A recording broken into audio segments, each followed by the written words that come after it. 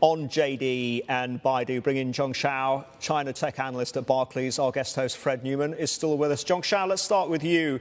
You have an overweight on both of these names. Help us understand why, when the Chinese economy and the consumer are still not out of the woods.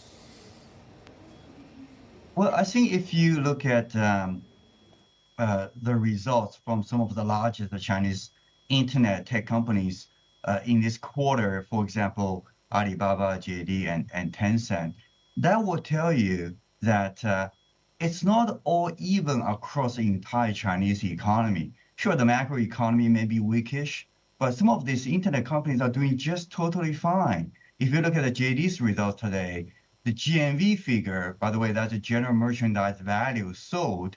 The value of everything they sold in the first quarter was up double digits year over year, and Alibaba saw the same thing. So consumers are still buying quite a bit from these e-commerce platforms, but on the offline side, the economy is weak. And I think you saw from Baidu's results, their advertising business was only up 3% year over year in Q1, and the outlook for the next few quarters are even worse than that. So it's not the sort of doom and gloom across the board. There are some differences across different sectors and different companies. Jiong Shao, we are waiting on a raft of economic data to come through from China today that will include the retail sales. JD.com on their part saying that they are confident that their full year growth will outpace that of China's total retail sales of consumer goods. So that brings me to my question. We've seen Alibaba realign themselves to their core business, which would be their e-commerce. JD.com is doing a pretty decent job. There's rivals like Pinduoduo and Temu. Amongst these three, I always ask you this, who's doing it right? Who's doing it better? I think that they're all doing well in certain areas, not so well in others.